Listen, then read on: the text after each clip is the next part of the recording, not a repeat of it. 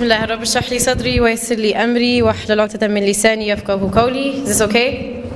Allahumma la ilma lana illa ma 'allamtana innaka antal alimul hakim. I know you're all here for Umar Sulaiman. I'm here for Umar Sulaiman too. But 15 minutes inshallah and we'll be done together. As was mentioned, I actually have been looking for the answer to this question for the past couple months.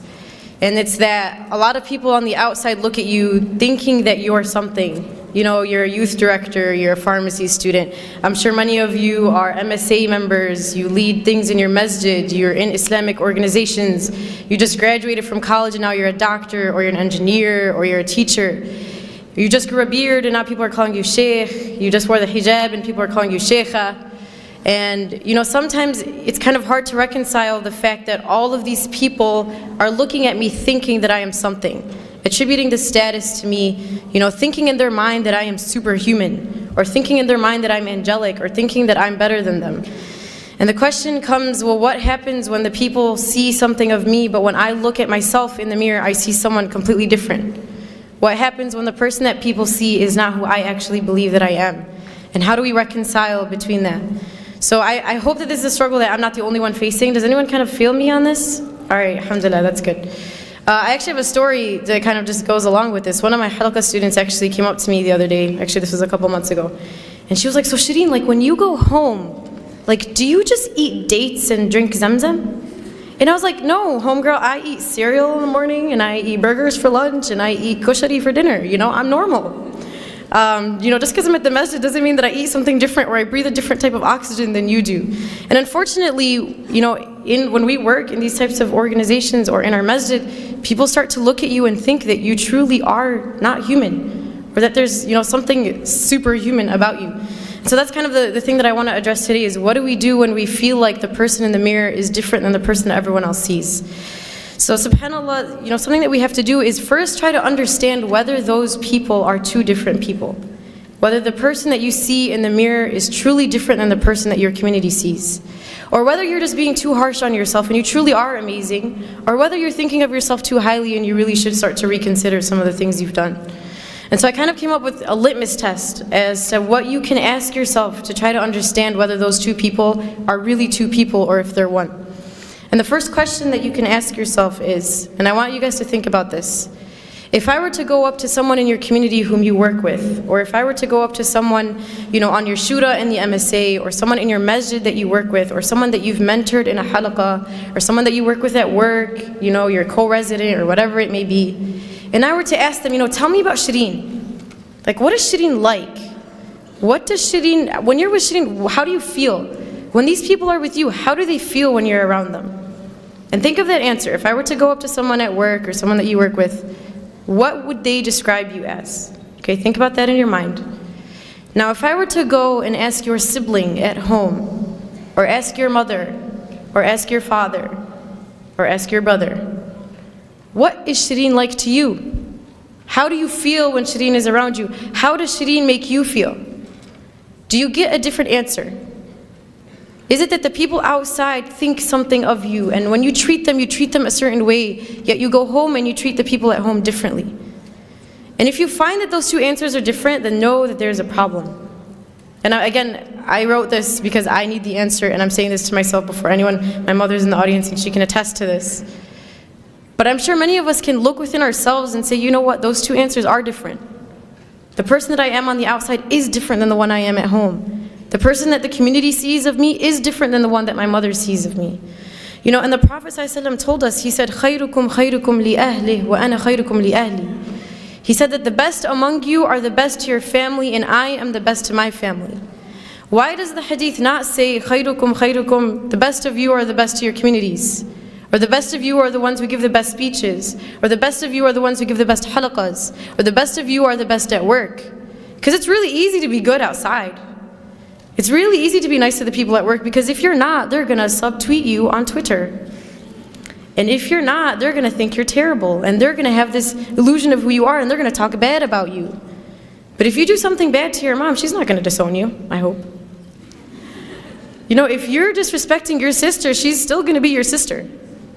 But if you do something bad on the outside, you can potentially ruin a relationship.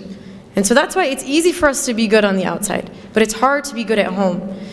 And that's why the hadith goes that the best of you are the best to your family, because your true character comes out at home. When you've had a long day at work or a long day at school, you face a lot of difficulties, a lot of struggle, you've had a hard day, and you've tucked it in so no one sees it of you, no one sees the flaws, no one sees the weaknesses. But then you go home and you unleash the monster. You unleash the thing that's been building within you the entire day. And who do you unleash it to? The people that you should care about most. The people that deserve the most respect from you. You know, and that's what we do. So I need you guys to think about that. And Aisha radiallahu anha was asked about the Prophet ﷺ. She was asked, you know, we know that the Prophet ﷺ on the outside is amazing. Tell us about what he's like at home. We don't get to see him at home. Aisha, tell us what he's like at home. And her response was profound, not just in the way that she described the Prophet, but the fact that it came from her. She said, كَانَ قُرْآنًا يَمْشِي, that he was a walking Qur'an. He wasn't just a walking Qur'an when he was at the masjid. He wasn't just a walking Qur'an when he gave a halaqah. Not just when he was in the community. He was a walking Qur'an when he was at home too. The Qur'an that he was walking, he walked outside and he walked inside. The people who were within his home felt the same way that the people on the outside felt. That's why this is profound. That's why this is important. But I'm sure all of us are trying to be that Qur'an and Yamshi on the outside. We're trying to be that amazing halaqah giver on the outside. We're trying to be awesome to everyone on the outside, yet to the people at home we don't care. And there's a beautiful line of poetry that I read the other day, and it's scary. Listen to this. What good am I if I do not fill the plates of the ones who fed me, but fill the plates of strangers? What good am I if I do not fill the plates of the ones who fed me, yet fill the plates of strangers? What good are you if the one who raised you doesn't see anything from what she's raised you with?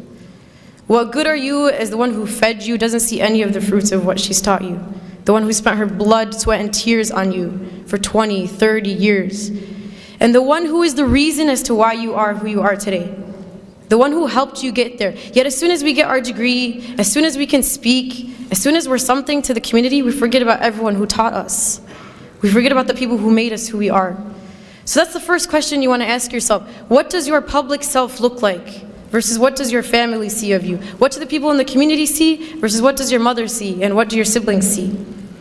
And the second question that I want you guys to think of, and again, I'm talking to myself before anyone here, is compare what your salah looks like in the masjid, when there's a bunch of people in the congregation, versus your salah at home when the only person that can see you is Allah.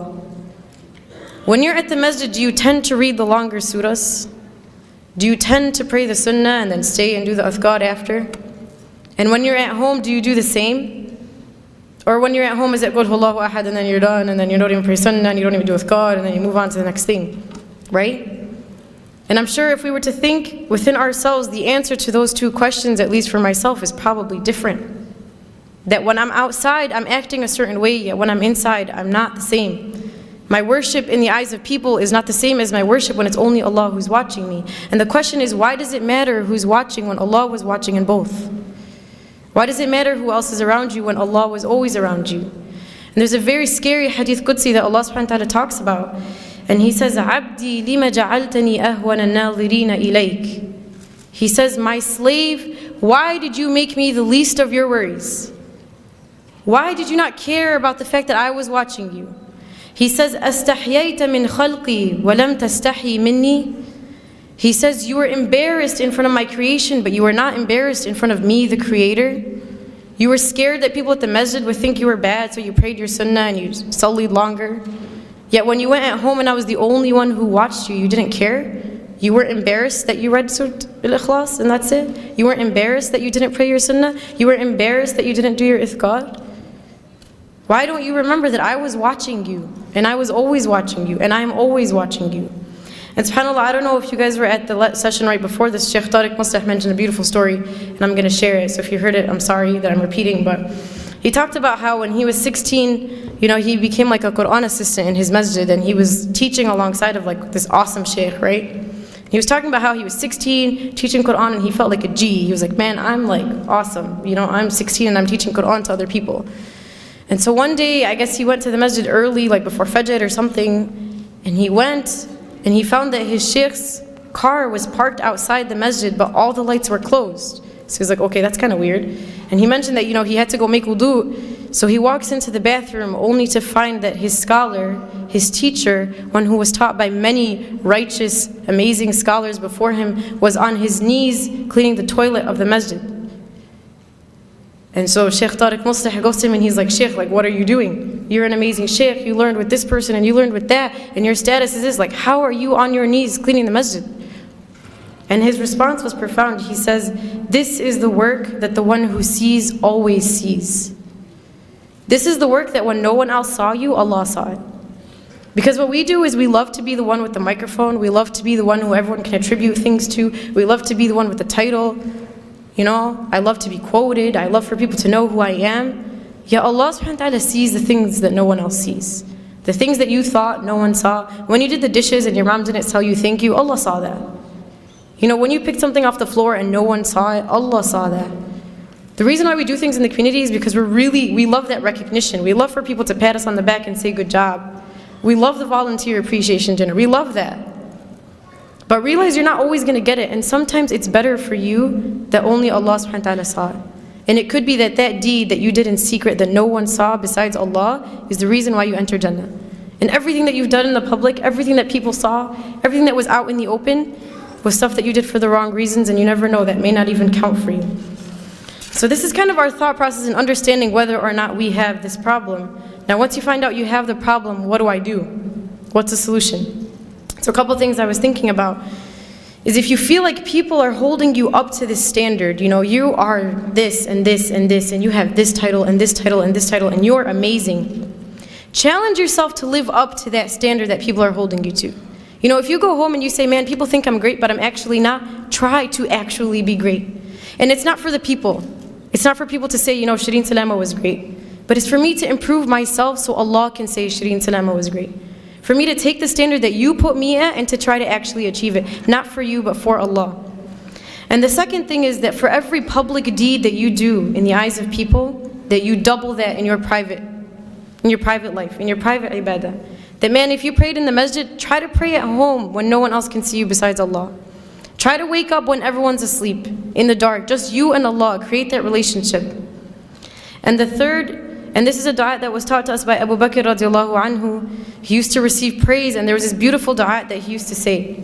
And it goes, Allahumma ghfir li ma la ya'lamoon, waj'alni khayran mimma yadhunnun. Which translates to, O Allah, forgive me for what they do not know about me, and make me better than what they think that I am.